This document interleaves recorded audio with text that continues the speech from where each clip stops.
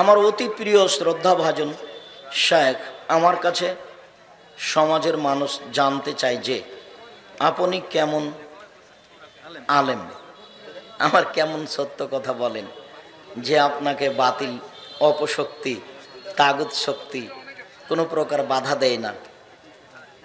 তুমি কি ভুল বললে না? তোমার কোনো ওস্তাদ সিলেটে মার খেয়েছে তোমার জানা আছে? বাধা দেয় না মানে তোমার কি বোকামি এটা না? তুমি অজ্ঞ মানুষ। তুমি চাঁপাইনবাবগঞ্জ জায়গির গ্রামের কথা ভুলে গেলে? তুমি রহনপুর চাঁপাইনবাবগঞ্জ জালি গ্রামের কথা ভুলে গেলে? তুমি এই সারাংপুর জুমা মসজিদের কথা ভুলে গেলে? তুমি এখানে বক্তব্য হতে দেওয়া হলো না এটাই তুমি ভুলে গেলে? তুমি অন্য কোনো দল করো নাকি? ভেতরে দুর্বলতা রাখিও না। আমার সাথে কথা বলো, কোরআন হাদিস পড়ো, মেনে চলার চেষ্টা করো, ফ্রি থাকতে পারো। কষ্ট স্বাভাবিক আসবে। এই দেশে আমার চেয়ে অন্য কারোর প্রতি বেশি জুলুম এসেছে বাস্তবতাই, সেটা আমার জানা নেই। এই তো সারাংপুর বড় মসজিদে আমি খুতবা দিতে উঠেছি, ইন্নাল হামদা বলবো, আজান হয়ে গেছে, সবাই আছেন, আব্দুল সামাদ সালাফি আছে। একটা যুবক ছেলে এইভাবে হাতটা তুলেছে, মুখটি মেরে বলছে যে নাকের পাশে নিয়েছে, বলছে মিম্বার থেকে নেমা জানা হলে একবারে মাটিতে মিশিয়ে দেবো। তার ভাষাটা ছিল এটা। আমি খুতবা দিব, দাঁড়িয়ে গেছি, ইন্নাল হামদা বলবো, এই অবস্থায় আমি মিম্বার থেকে নেমে গেছি। আমার বাস্তব জীবনের কথা বলছি। তোমার বাড়িতে সারাংপুর যদি বাড়িতে বলি কথাটা ভুল হবে?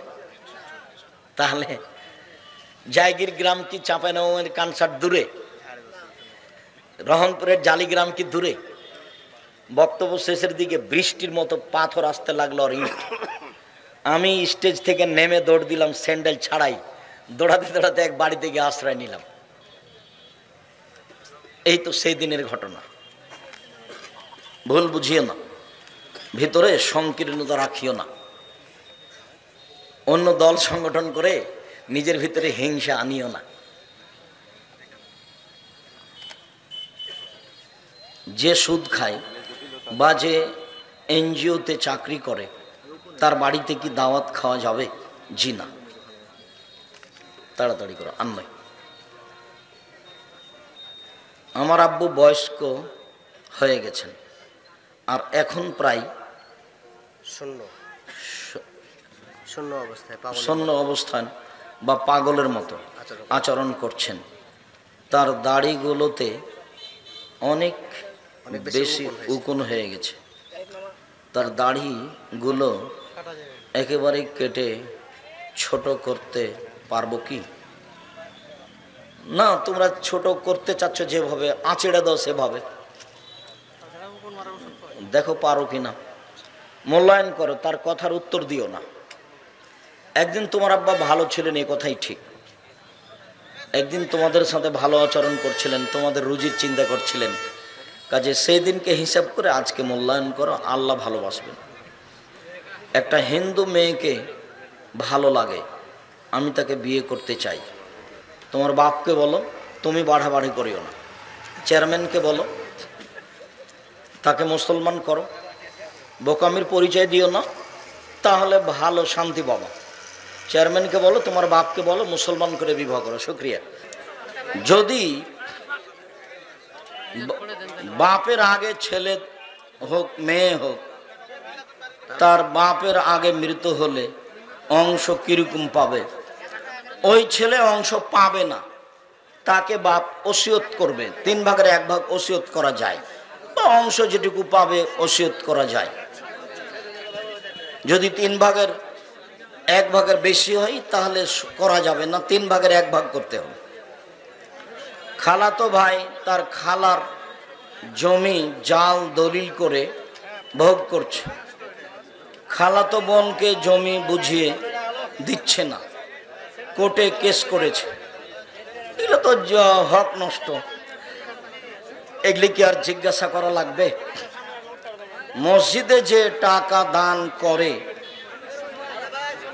আয়, সে টাকায় যদি ক্যামেরায় কি আছে, ক্যাশিয়ার মসজিদের কাজে না রেখে খরচ করে দেয় এবং পরবর্তীতে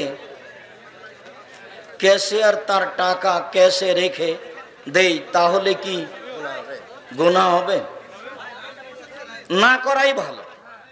তার ক্ষমতা থাকলে কাজে লাগিয়ে দিয়ে সেটাকে পরের দিন সেটা জমা করে দিল, তা করতে পারে। তবে 10 পয়সার ব্যাপারে সতর্ক থাকাই ভালো। জাযাকুমুল্লাহ খাইর, বারাকাল্লাহ, সাথে রাখ। আর ও 23-24 সম্মেলনে সবাইকে যেতে হবে। দেশের বিদেশের বড় বড় আলেম ওলামা আছে। 23-24, তাই না? নভেম্বর, 23-24 নভেম্বর জামিয়া সালাফিয়া নিজের প্রতিষ্ঠান সম্মেলন, আমাদের সম্মেলন। আমি আপনাকে এইভাবে বলার জন্য অনুরোধ জানাচ্ছি, ভুল হবে কি? অতএব এইভাবে মূল্যায়ন করেন, ভালো লাগবে। আমি ছাত্র অবস্থায় আমার পিতা আমার বিয়ে দেই, এখন আমার সন্তান হলে কি আমাকে আকিকা দিতে হবে? না, আমার পিতা দিলে হবে। দুনিয়ার যে কোনো মানুষ দিলেই হবে, 7 দিনের দিন দিতে হবে। আমি কয়েক মাস আগে হারাম সম্পর্কের মধ্যে ছিলাম, আল্লাহর রহমতে আলহামদুলিল্লাহ এখন বের হয়ে গেছি।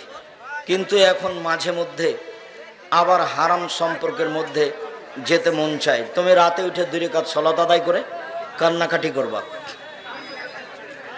আমাকে কিছুদিন যাবত অনেক ভয় লাগছে, কবরের ও মৃত্যুর ভয়, পরকালের ভয়।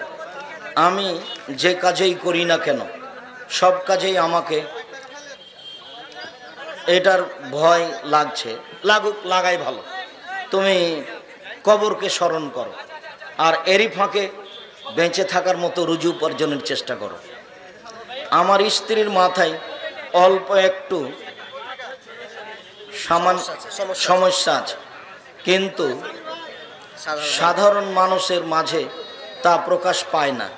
এমত অবস্থায় তাকে তালাক দিলে আমার পাপ হবে কি? তালাক না দেওয়াই ভালো। তাকে নিয়ে চললে আপনার ভিতরে আল্লাহর পক্ষ থেকে দয়া রহমত আসবে আপনার মাঝে। যদি মনে করেন চলা যাচ্ছে না, সেটা তো শরীয়তে তালাক দেওয়া যায় আছে, দিতে পারেন। নিয়ে এসেছেন সংসারে, সংসার করেন, সেটাই ভালো হবে। জামাতে সালাত চলাকালে যে কেউ যোগ দিলে কি সানা পড়া লাগবে? না, প্রথমে থাকলে সানা পড়া লাগবে। আর যদি প্রথমে না থাকেন তাহলে আল্লাহ আকবর বলে ইমাম যে অবস্থায় আছে সে অবস্থা গ্রহণ করবেন। ইমাম যদি কেরাতে থাকে তাহলে আউযুবিল্লাহ বিসমিল্লাহ বলে সূরা ফাতিহা পড়বেন। এছাড়া রুকু সিজদা যে অবস্থা আছে সেটাই যাবেন। ফরজ সালাতের পর সূরা ইখলাস, নাস, ফালাক পড়ে হাতে ফোঁক দিয়ে শরীর মাসা করা যাবে? জি না। ইখলাস, ফালাক, নাস পড়বেন 5 ওয়াক্ত সালাতেই। আর ফোঁক দিয়ে গায়ে হাত বলিয়ে দেওয়া হলো বিছানে শোয়ার সময়। হাত এইভাবে ধরে ইখলাস, ফালাক, নাস পড়ে হাতে হালকা থুথু ফোঁক দিয়ে, বা আগে হালকা থুথু দিয়ে ইখলাস, ফালাক, নাস পড়ে মুখের উপর দিয়ে হাত, গায়ের উপর দিয়ে হাতটা বোলাবেন 3 বার। তখন গায়ে হাত মোছা যাবে। আয়াতুল কুরসিতে নয়, ইখলাস, ফালাক, নাসে নয়। হ্যাঁ, ফালাক নাস পড়ে ফোঁক দিচ্ছেন অসুস্থতার কারণে, তখন গায়ে হাত বোলাবেন, ফোঁক দিবেন। ঈদে মিলাদুন্নবী পালন করা যায় কি না? ওটা তো বিদআত। ঈদে মিলাদুন্নবী কেন করবেন? নবীর জন্মদিবস কি সাহাবীগণ করেছেন? ওইভাবে দুরুদ পড়বেন কেন? দুরুদে ইব্রাহিম পড়েন সব সময়। চলে ভালো প্রতিবেশী। ভালো প্রতিবেশী কাকে বলে? সুবিধাই থাকে, অসুবিধাই থাকে। খারাপ প্রতিবেশী কাকে বলে? আপনার ছেলেটা ভাত খাওয়ার পরে খেয়াল করেনি, প্লেটের পানি এভাবে চালিয়ে দিয়েছে, প্রতিবেশীর দেওয়ালে গিয়ে লেগে গেছে। এই যে লেগে গেল, যা বলে প্রতিবেশীর ছাগলের সিম গাছ খেয়ে নিয়েছে, সিম ধরে ধরে। এইবার বোঝা যাবে ভালোবাসা কাকে বলে, এবার বোঝা যাবে প্রতিবেশী কাকে বলে। প্রতিবেশী ভালো যার, চারটে জিনিস আছে যার, সব কিছু আছে তার। প্রতিবেশী ভালো যার, সব কিছু আছে তার। 3, আল মার্কাবুল হানি, একটা ভালো গাড়ি আছে যার, সাইকেলটার কোনো সময় চেন পড়ে না, আর যদি সাইকেল উঠলেই চেন পড়ে তাহলে বুঝতে হবে খারাপ। 4, আল বাইতুল ওয়াসি, প্রশস্ত ঘর, মেহমানকে খেতে দিতে হবে, বসতে দিতে হবে, তার জন্য অন্তত বৈঠকখানাটা বড় হতে হবে। আর যেটা বলেছি সেটা খুব মনে রাখবেন ভালোভাবে, খবরদার বাপের স্বভাবে ফিরে যেতে হবে, আপনার স্ত্রীকে মায়ের স্বভাবে ফিরে যেতে হবে। 150 চাউল রান্না করতে হবে না, হাফ কেজি 2 কেজি রান্না করতে হবে। সারাদিন মেহমানে খাবে, আপনি খাবেন, সকালে রাতে গরুতে খাবে, সকালে পাখিতে খাবে। 150 চাউল রান্না করে মেহমান আসলে চানাচুর বিস্কুট দিয়ে বিদায় করেন, এটা ঠিক নয়। মেহমানকে মূল্যায়ন করতে হবে, ফকিরকে খেতে দিতে হবে। সবচেয়ে শক্তিশালী ইবাদত হলো দান। মেহমানকে, ফকির মিসকিনকে খেতে দেওয়ার দান। দানের চেয়ে শক্তিশালী ইবাদত, পাওয়ারফুল, ক্ষমতাধর ইবাদত পৃথিবীতে নেই। সম্মানিত দ্বীনি ভাই বোন, বলছিলাম রাসূল সাল্লাল্লাহু আলাইহি সাল্লাম বলেন, আদ-দুনিয়া কুল্লুহা মাতা ওয়া খায়রু মাতা'আদ দুনিয়া আল মারাতুস সালিহা। গোটা পৃথিবী সম্পদ, সবচেয়ে উত্তম সম্পদ হচ্ছে ভালো স্ত্রী। গোটা পৃথিবী সম্পদ, সবচেয়ে উত্তম ভালো সম্পদ হচ্ছে ভালো স্ত্রী। সাওবান রাদিয়াল্লাহু তাআলা আনহু বলছেন, লাইন আলিম তো আইয়ু শাইইন আফদাল ফানাত্তাখিজাহু। আমরা যদি জানতাম সবচেয়ে ভালো সম্পদ কোনটা, তার যাকাত লাগে না। যদি জানতাম সবচেয়ে ভালো সম্পদ কোনটা, যার যাকাত লাগে না। যদি জানতাম সবচেয়ে ভালো সম্পদ কোনটা, সংগ্রহ করে রাখতাম, যার যাকাত লাগে না। বলতে বলতেই আল্লাহ রাসূল বলছেন, শোনো, সবচেয়ে ভালো সম্পদ এক, লিসানুন যাকির, ওই জিহ্বা, যে জিহ্বা সুবহানাল্লাহ, আলহামদুলিল্লাহ, আল্লাহু আকবার, তাসবিহ তাহলিল জিকির আজকার করতে পারে। 2, কালবুন শাকির, ওই অন্তর সঞ্চিত সম্পদ, দামি সম্পদ, যে অন্তর অল্পতেই খুশি, যাক আলহামদুলিল্লাহ, আল্লাহ যা দিয়েছে আলহামদুলিল্লাহ। 3,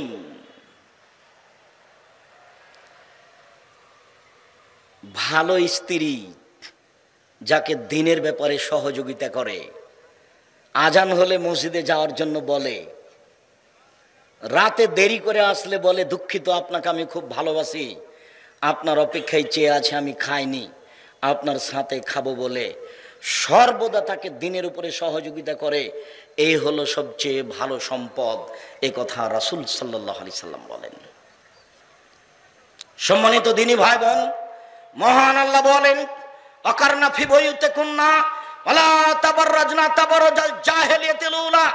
হে মুসলিম মহিলা, বন্যতার যুগে, বর্বরতার যুগে, অসভ্যতার যুগে নারীরা যেভাবে প্রদর্শন দিয়ে চলতো, মাথায় কাপড় দিত না, নগ্ন অর্ধনগ্নে হতো, চলতো, এভাবে তোমরা চলো না। এটা কঠোর আদেশ আল্লাহর পক্ষ থেকে। যারা মানে না তাদেরকে অধপতনে যেতে হবেই হবে। সেই পরিবার, সেই মা কোনোদিন সালাহুদ্দিনের মতো ছেলে জন্ম দিতে পারে না। যারা জাতিকে ধ্বংস থেকে কল্যাণের পথে আনতে পারে, মাই খারাপ, তার পেটে একটা ভালো সন্তানের আশা করা যায় কি করে? সম্মানিত দ্বীনি ভাই বোন, মহান আল্লাহ বলেন, ইয়া আইয়ুহান নবী কুল্লি আজওয়াজিকা ওয়া বানাতিকা নিসাল মুমিনিনা ইদনিনা আলাইহিন্না মিন জালাবিবিহিন্না। মুহাম্মদ সাল্লাল্লাহু আলাইহি সাল্লাম, আপনি আপনার স্ত্রীদেরকে, আপনার মেয়েদেরকে, জনগণের স্ত্রীদেরকে আদেশ করে দেন, তারা যখন বাড়ি থেকে বের হবে, তারা যেন মোটা চাদর, বোরকা পরে বের হয়, গায়ে চাদর দিয়ে বাড়ি থেকে বের হয়। আপনার ফুফু যে কাপড়ে চলতো, আপনি একদিন আপনার ফুফুকে আনতে গেছিলেন, তো আপনি আগে আগে আছেন, আপনার ফুফু পিছে পিছে আছে, রাস্তায় একটা লোক পড়ে গেল, আপনার ফুফুর গায়ের চাদরটা মনে পড়ে কি? আর আপনার ফুফু রাস্তার এক পাশে দাঁড়িয়ে গেল, লোকটা যখন পার হয়ে গেল, তখন আপনার ফুফু আবার আসতে লাগলো, এরকম দৃশ্য আপনার মনে পড়ে? ওই পোশাকের কথা আল্লাহ বলছেন, এই পোশাকের কথায় আল্লাহ বলছেন।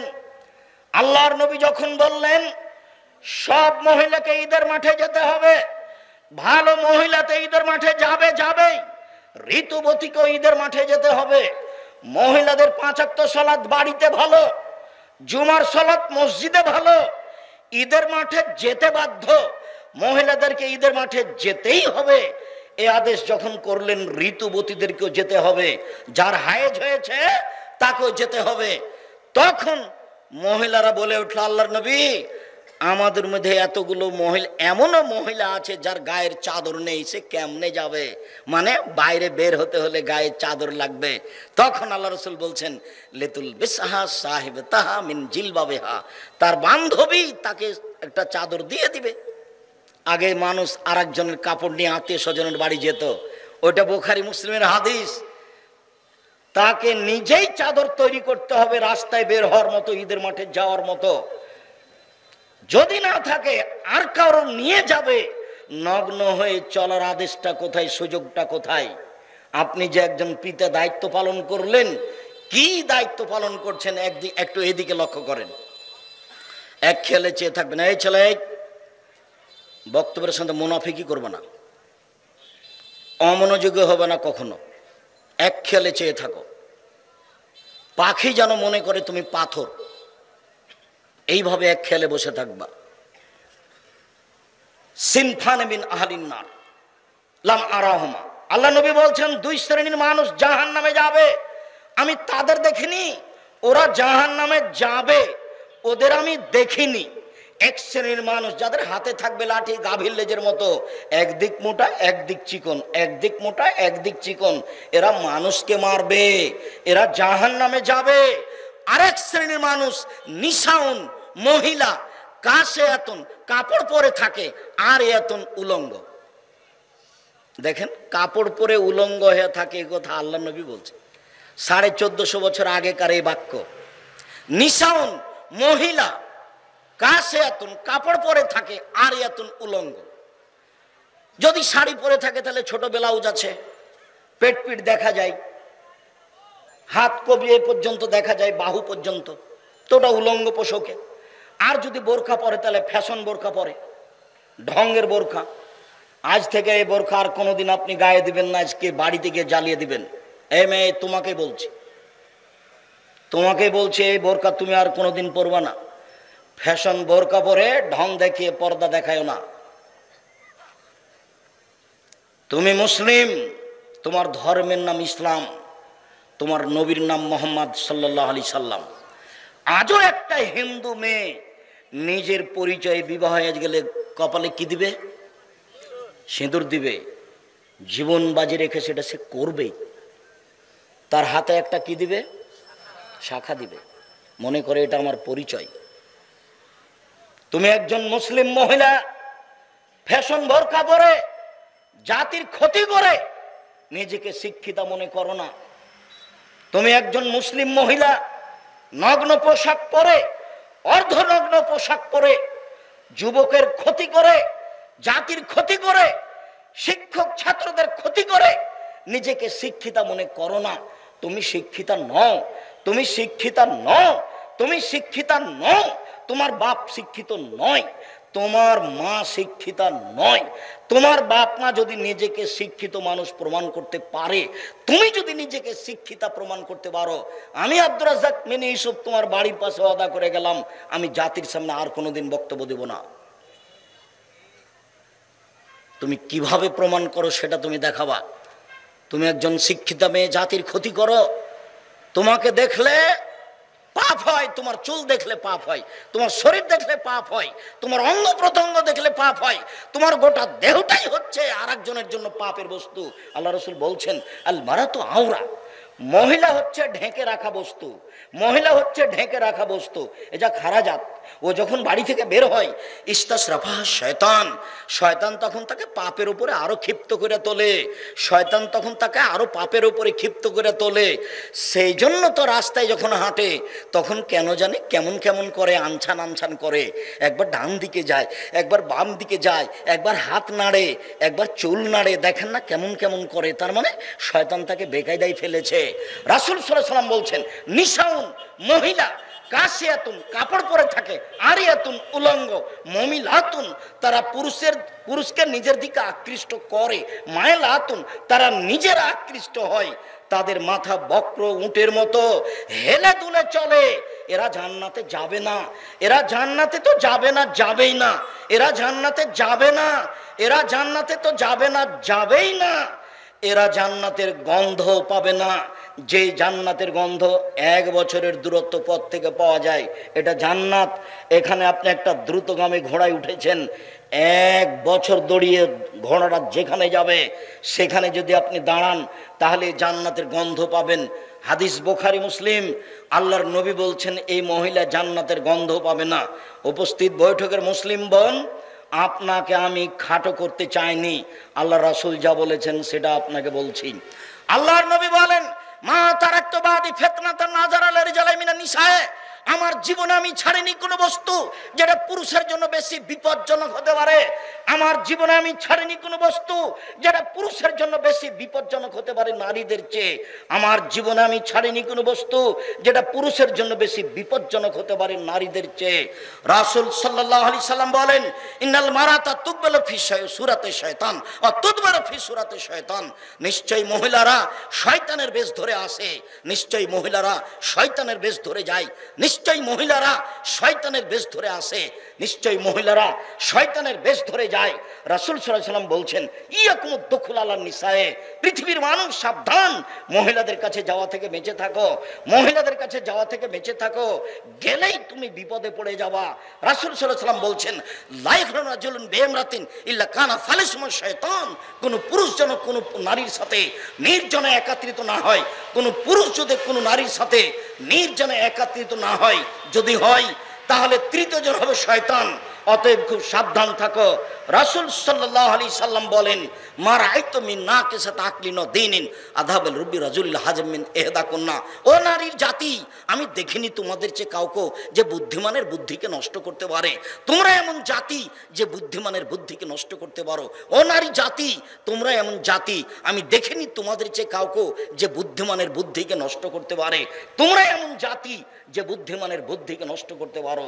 তুমি যে একজন হুঁশিয়ার বুদ্ধিমান ছেলেকে নষ্ট করতে পারো, এটা তুমি নিজেই সাক্ষী। তুমি যখন নগ্ন হয়ে চলো তখন তোমার দিকে সবাই দেখতে থাকে, আবার তোমার মোবাইলে যদি রিং হয় তাহলে তুমি মোবাইলটা অন করে বলো, ভাইয়া কি বলছিল, ভাইয়া ভাইয়া বলে তুমি চিৎকার করো, তখন তার অন্তরে দাগ কাটে তোমার কণ্ঠটা, তোমার কণ্ঠ পর্দা। মনে রেখো, মোবাইলে রিং হচ্ছে হোক, হতে হতে যদি শেষ পর্যন্ত তোমাকে ধরা লাগে তাহলে তুমি অন করে দে, বলবা আসসালামু আলাইকুম, জি কে বলছিলেন, আমার আব্বা বাড়িতে নেই, পরে কথা বলিয়েন, এটুকু বলবা কড়া কণ্ঠে।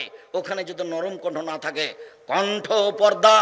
রাসূল সাল্লাল্লাহু আলাইহি সাল্লাম বলছেন, লা তুবাশিরুল মারাতাল মারাতা ফাতানাথালে যাওজা কানু ইয়ানজুরু ইলাইহা, কোন মহিলা যেন কোন মহিলার গায়ে হাত না লাগায়, কোন মহিলা যেন কোন মহিলার গায়ে হাত না লাগায়।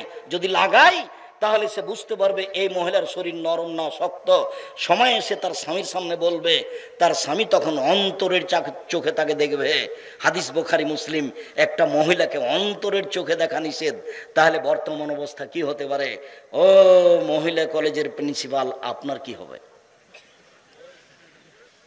গার্লস স্কুলের প্রিন্সিপাল, আপনার কি হবে? ও সভাপতি সাহেব, গার্লস স্কুল খুলেছেন যারা, আপনাদের কি হবে? সরকার তো, আব্দুল্লাহ তো বলল রাস্তাঘাট আর কারেন্টের ব্যবস্থা করার সাথে সাথে এদেশে যদি আরও 50টা বিশ্ববিদ্যালয় খোলা হতো, একেবারে বিদেশ থেকে ভারত থেকে মহিলা নিয়ে এসে এদেশে মহিলাদের মাধ্যমে মহিলা ডাক্তার করা হতো, ভারত থেকে আরও অন্য কোনো দেশ থেকে বড় বড় ডাক্তার নিয়ে এসে এদেশের ছেলেদেরকে বড় ডাক্তার করা হতো, তাহলে কি দেশের সুবিধা হতো না?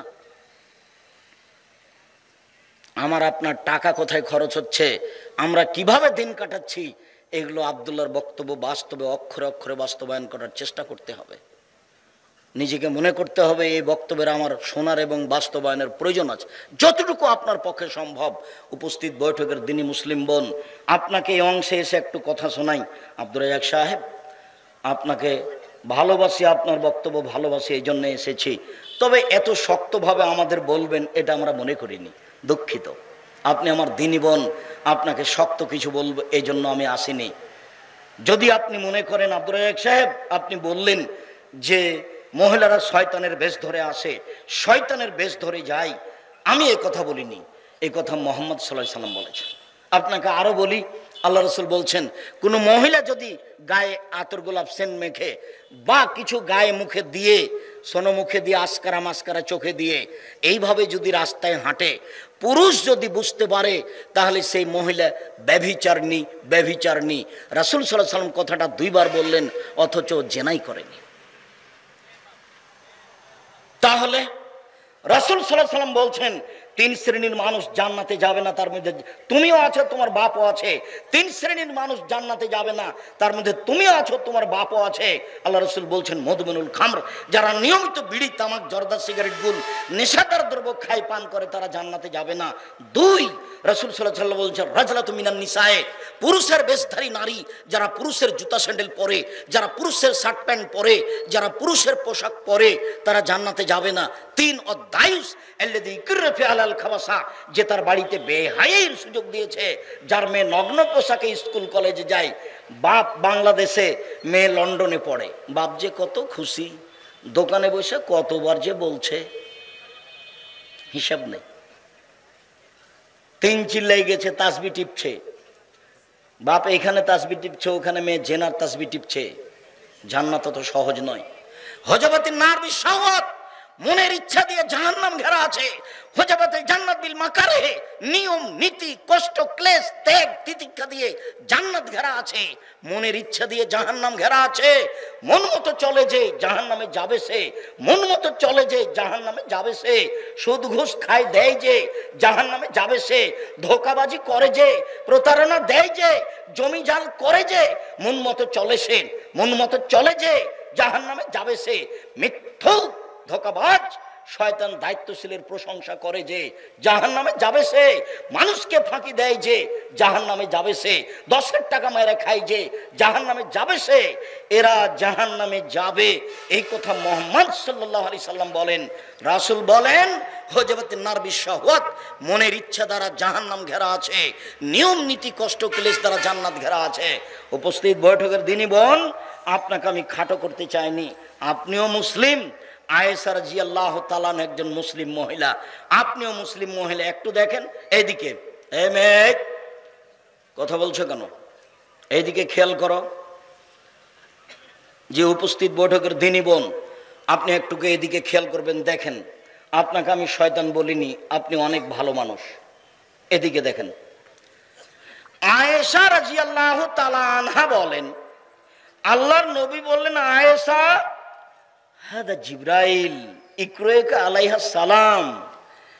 আয়েশা শোনো শোনো শোনো, এই যে জিবরাইল তোমাকে সালাম দিল।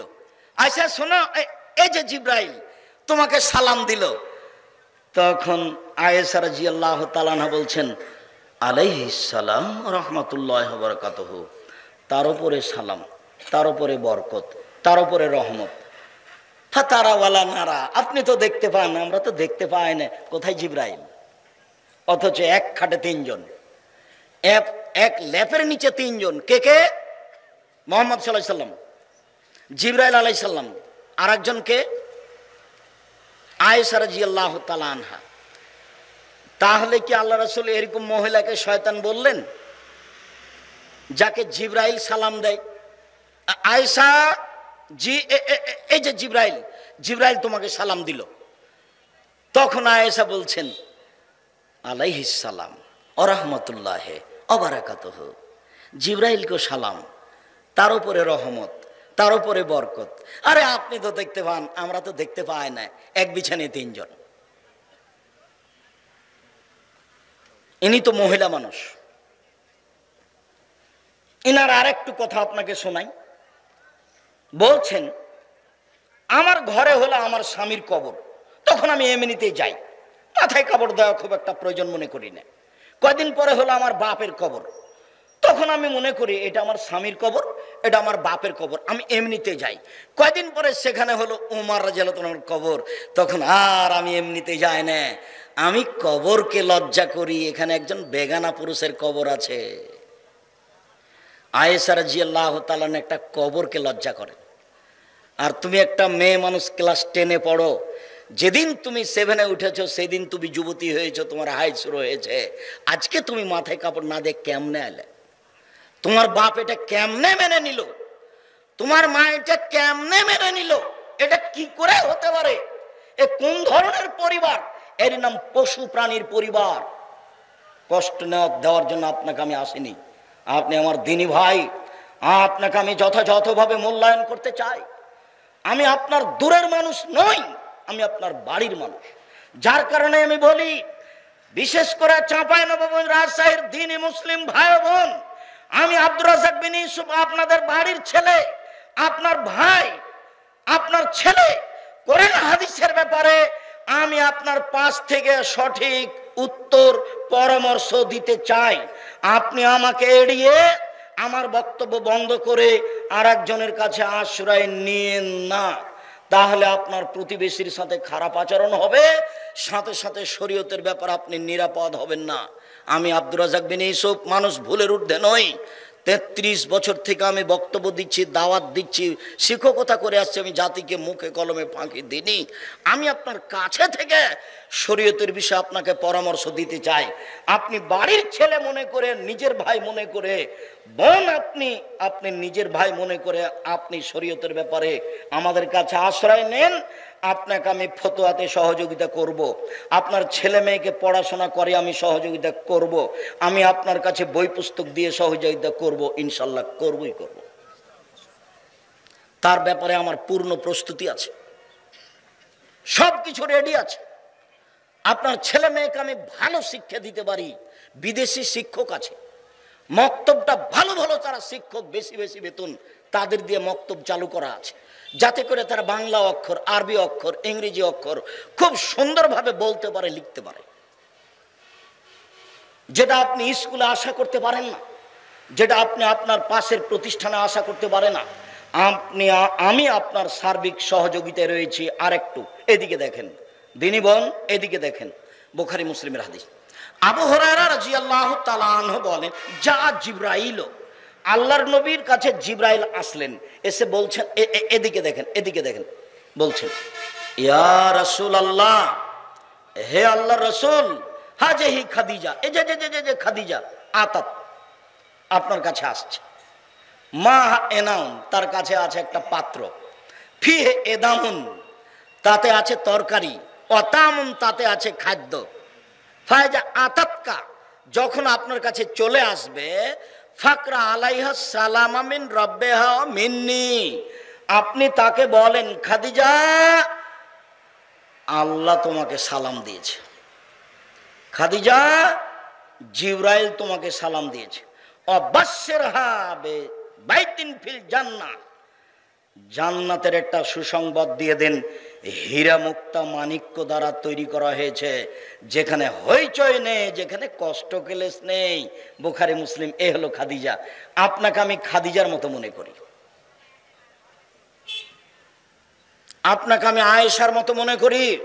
সম্মানিত দিনী বোন, যা হয়েছে হয়েছে, ওই দিক ছেড়ে দিয়ে আজ থেকে নিয়ম নীতি পরিবর্তন করে আল্লাহ রাসূলের নীতিতে চলার চেষ্টা করুন। আলোচনার শেষে এসে 4টে জিনিস থাকছে, খেয়াল করেন। 1, 5 ওয়াক্ত সালাত, 2, হালাল রুজি, 3, কোরআন তেলাওয়াত যে কোনো মূল্যে, বেশি না পারলে অন্তত কোনটা পড়তে হবে? সূরা ইখলাস 3 বার। 4, দেখি এটা কি বলছেন, 4, আড্ডা পিটা নিষেধ। যেখানে 2 জন বসে আছে সেখানে বসা হবে না, যেখানে 2 জন বসে আছে সেখানে বসা হবে না। না বসে তো মানুষ বাঁচে। আমি জীবনে কোনোদিন চায়ের স্টলে বসি না, আছি তো, কোনোদিনই নয়। ছাত্র জীবন আছে 16 বছর। 1988 আগস্টের 20 তারিখ রোজ বুধবার বিকাল 3টে থেকে আমি শিক্ষক। 88 আগস্টের 20 তারিখ রোজ বুধবার বিকাল 3টে থেকে শিক্ষক। এখন পর্যন্ত আমি কোনোদিন চায়ের স্টলে বসিনি, তা আমরা তো আছি মেজে। এখন নয়, হাটে বাজারে তেমন যায় না বললেই চলে, তো তারপরে তো আছে। 4টা অনুরোধ থাকলো, উপদেশ 5 ওয়াক্ত সালাতের ব্যাপারে কঠোরভাবে থাকলো।